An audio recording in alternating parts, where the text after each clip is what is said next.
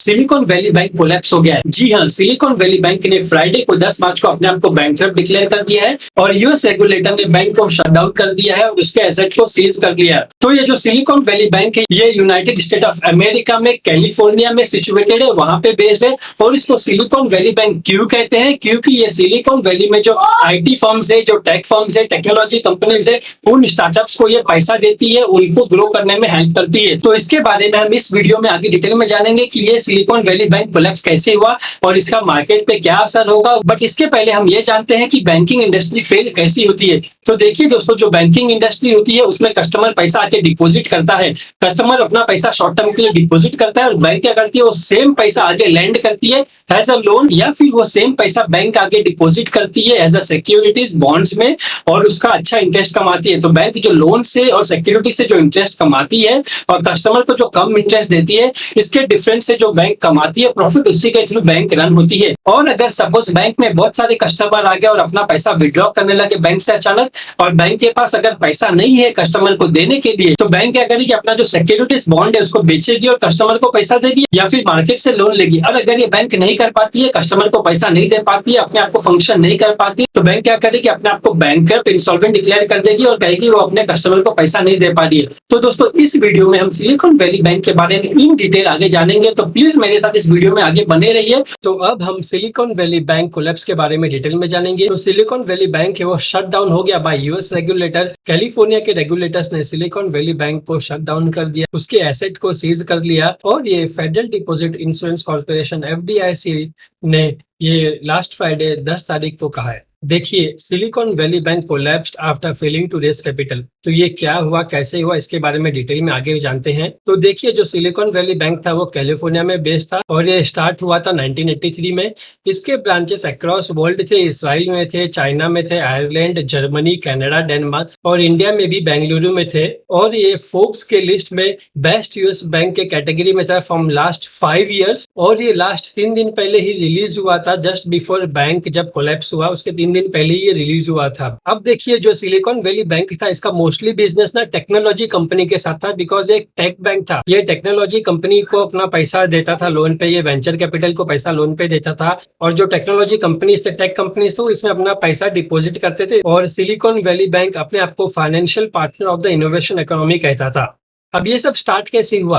तो देखिए, जब 2008 में फाइनेंशियल क्राइसिस आया था, जब लेमन ब्रदर्स डूब गया था, बंद हो गया था, फाइनेंशियल क्राइसिस अक्रॉस वर्ल्ड था, तो उसके बाद यूएस फेडरल रिजर्व ने और काफी सेंट्रल बैंक ने मॉनिटरी पॉलिसी को काफी इजी कर दिया था और इसके बाद ही काफी डिजिटाइजेशन चालू हो गया था बैंकिंग इंडस्ट्री में, इकोनॉमी में। और ये जो पैंडेमिक क्राइसिस आया, कोरोना का क्राइसिस आया, उसके बाद भी ये डिजिटाइजेशन काफी ज्यादा बढ़ गया। तो ये इजी मॉनिटरी पॉलिसी होने के कारण जो टेक्नोलॉजी टेक फर्म में काफी बूम आया, बिकॉज उनको पैसा करना काफी इजी हो गया। उनको बैंक से, मार्केट से, वेंचर कैपिटल से काफी जल्दी पैसा मिल जाता था, जिसको आगे अपने बिजनेस में यूज करते थे। बट ये जो इजी मॉनिटरी पॉलिसी था, ये फाइनली एंड हो गया जब रशिया यूक्रेन का वार चालू हुआ। तो इसके बाद क्या हुआ, अक्रॉस वर्ल्ड काफी ज्यादा इन्फ्लेशन आ गया, पर्टिकुलरली इन डेवलप्ड कंट्रीज।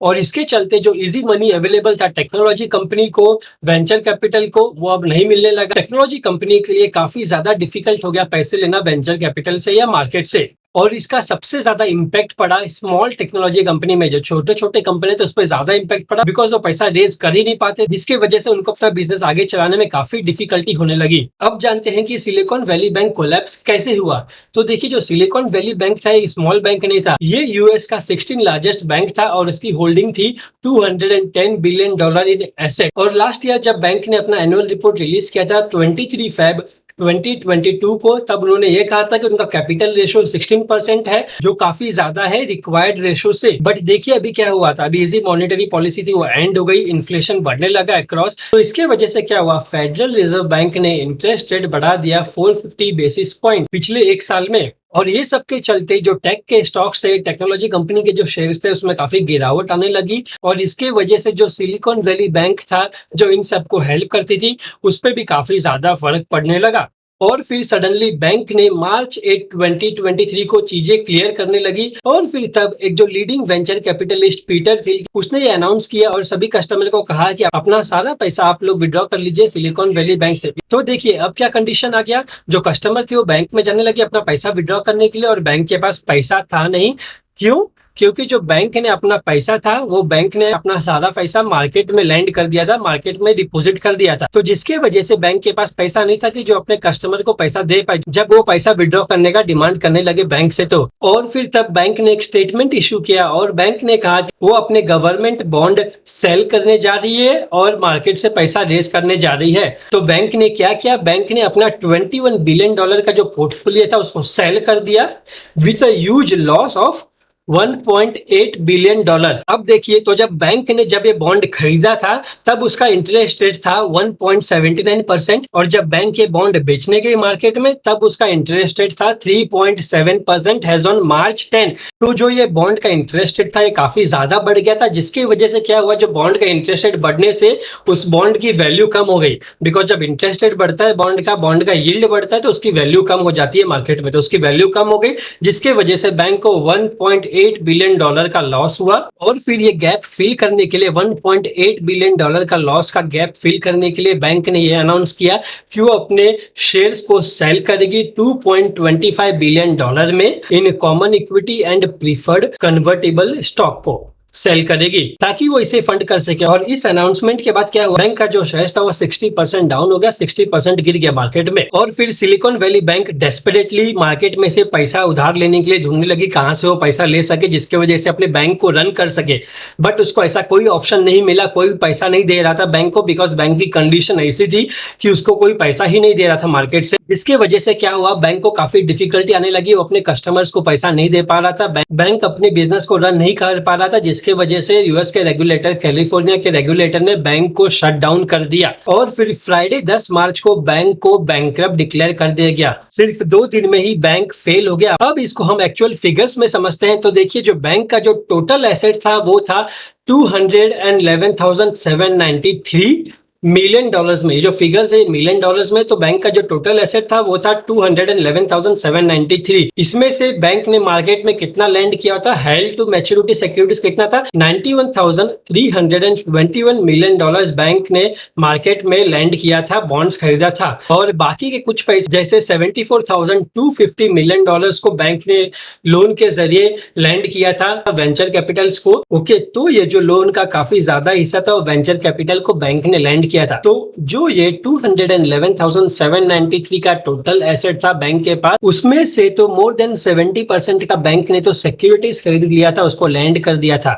तो बैंक के पास पैसे ही नहीं थे। और अगर हम इस तरह समझे कि बैंक ने टोटल इन्वेस्टमेंट सिक्योरिटीज कितना रखा था, तो बैंक ने $120,054 मिलियन, जिसमें से $91,321 मिलियन बैंक ने as a long term securities held to market रखा था बॉन्ड के थ्रू। अब बैंक के पास इतना पैसा आया कहां से कि वो इतना पैसा लैंड कर सके, इतने पैसे का सिक्योरिटी खरीद सके। तो देखिए, बैंक के पास ना $125,851 मिलियन का नॉन इंटरेस्ट बियरिंग डिमांड था। मतलब कि बैंक के करंट अकाउंट में $125,851 मिलियन का पैसा बैंक के करंट अकाउंट में था, जिसका बैंक ने क्या किया था, बैंक ने यूएस सिक्योरिटीज खरीद लिया था लॉन्ग टर्म के लिए। अब देखिए, बैंक के पास ना 2019 में सिर्फ $40,841,570,000 ही था इन करंट अकाउंट, जो बढ़ के $125,000 मिलियन हो गया इन 2021, जो काफी ज्यादा बढ़ गया। ये कैसे हुआ, तो देखिए, जब क्राइसिस चल रहा था, पैंडेमिक क्राइसिस चल रहा था, तब मार्केट में काफी ज्यादा फ्री मनी अवेलेबल था मार्केट में, जिसकी वजह से क्या था, कस्टमर्स के पास, कंपनियों के पास काफी ज्यादा पैसे थे, तो ज्यादा पैसा डिपॉजिट करते थे बैंक। और ये पैसा बैंक ने क्या किया, ये पैसा को बैंक ने मार्केट में लैंड कर दिया लॉन्ग टर्म सिक्योरिटीज बाय करके,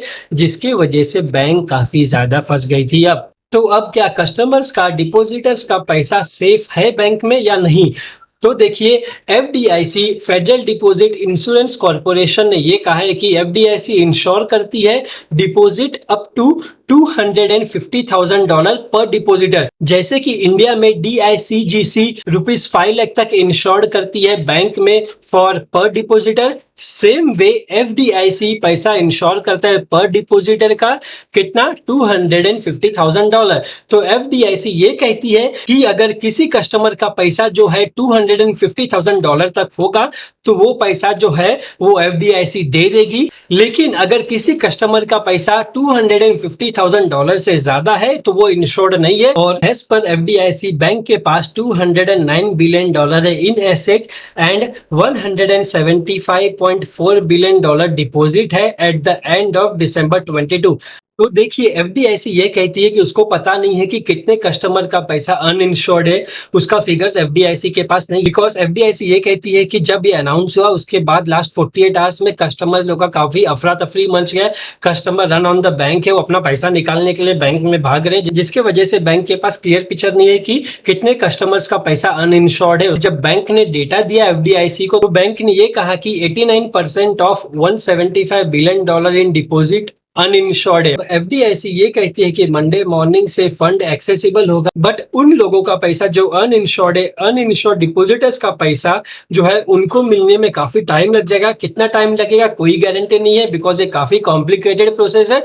उनको एक रिसीवरशिप सर्टिफिकेट दे दी जाएगी, बट उनको अपना ये अनइंश्योर्ड पैसा कब तक मिलेगा इसमें काफी टाइम लग सकता है। कोई नहीं बता सकता है, अभी के टाइम पे कोई नहीं बता सकता है। बट ये सब चीज से सबसे ज्यादा प्रॉब्लम किसको हो रहा है? कस्टमर को हो रहा है, स्टार्टअप्स को हो रहा है। बिकॉज स्टार्टअप्स को बैंक से पैसा चाहिए ताकि वो पैसा लेके अपना बिजनेस रन कर सके, अपने एम्प्लॉयज को पेरोल सैलरी दे सके। जैसे कि Toby Mather CEO of UK based education software startup Lingumi ने ये कहा है कि उनका 85% कंपनी कैश जो है वो बैंक में पड़ा है, जिसके वजह से उनको काफी डिफिकल्टी हो रही है। और दूसरे स्टार्टअप जैको मेरा फाउंडर ऑफ लंडन जियोनॉमिक्स स्टार्टअप ने ये कहा है कि उन्होंने अपना पूरा वीकेंड लगा दिया पैसा बैंक से निकालने में, बट फिर भी वो पैसा निकालने में अनसक्सेसफुल रहे। और कैलिफोर्निया के जो कस्टमर्स है, जो स्टार्टअप फाउंडर्स है, वो कह रहे हैं कि वो बैंक के बाहर खड़े हैं सर्दी में, बारिश में, फ्राइडे को बैंक के बाहर खड़े थे और बैंक के ग्लास पे नॉक कर रहे हैं, ट्राई कर रहे हैं कि वो किसी से बात कर सके और FDIC का कोई रिप्रेजेंटेटिव उनके क्वेश्चन को आंसर कर सके। बट ये भी पॉसिबल नहीं है बिकॉज कोई आंसर नहीं कर रहा है।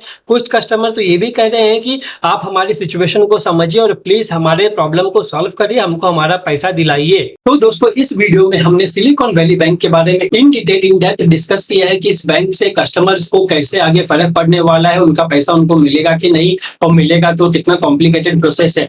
और दोस्तों इंडियन बैंकिंग इंडस्ट्री को इससे ज्यादा फर्क नहीं पड़ने वाला है बिकॉज हमारा इंडियन बैंकिंग सिस्टम काफी ज्यादा स्ट्रॉन्ग है, उसका लेंडिंग रेशियो काफी ज्यादा स्ट्रॉन्ग है। और यूएस बैंक्स को भी इससे ज्यादा फर्क नहीं पड़ेगा बिकॉज सिलिकॉन वैली बैंक काफी बड़ी थी, बट इतनी भी बड़ी नहीं थी कि वो सारी बैंकिंग सिस्टम को हिला दे। तो दोस्तों अगर आप लोगों को मेरा ये वीडियो अच्छा लगा हो, इन्फॉर्मेटिव लगा हो, तो प्लीज मेरे चैनल को लाइक करिए, सब्सक्राइब करिए और इस वीडियो को आगे शेयर करिए। Thank you.